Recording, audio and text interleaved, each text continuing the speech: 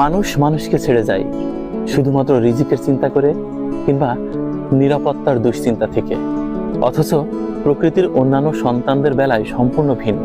দেখুন, এক জোড়া পাখি আমার পেছনে রস পান করছে। পাখিরা প্রতিদিন ভোর রাতে খালি পেটে বের হয়, তারপর দিন শেষে পেট ভরে বাসায় ফেরে। তাদের নিরাপত্তার চিন্তা নেই, নেই রিজিকের চিন্তা, কারণ তারা জানে স্রষ্টা তাদের জন্য ব্যবস্থা করে রেখেছে। অথচ আমরা সৃষ্টির সেরা জীব হয়েও স্রষ্টার প্রতি সেই বিশ্বাসটুকু রাখতে পারিনি। এক জোড়া শালিক, বিখ্যাত সেই ধারাবাহিক নাটকের কথা মনে আছে? এক জোড়া শালিক।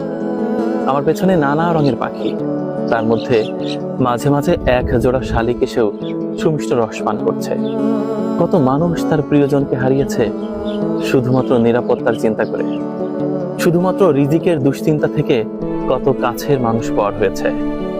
প্রকৃতির অন্যান্য প্রাণীরা সম্পূর্ণ উল্টো, তারা সম্পূর্ণ আস্থা রেখেছে স্রষ্টার প্রতি, আমরা রাখতে পারিনি। আমাদের জীবনে অনেক ভালোবাসার মানুষ ছিল যাদেরকে আমরা বোঝাতে পারিনি রিজিকের মালিক আল্লাহ। তাই তারা নিরাপত্তার শঙ্কা কিংবা উন্নত রিজিকের দুশ্চিন্তা থেকে আপনার আমার থেকে অনেক দূরে হারিয়ে গেছে।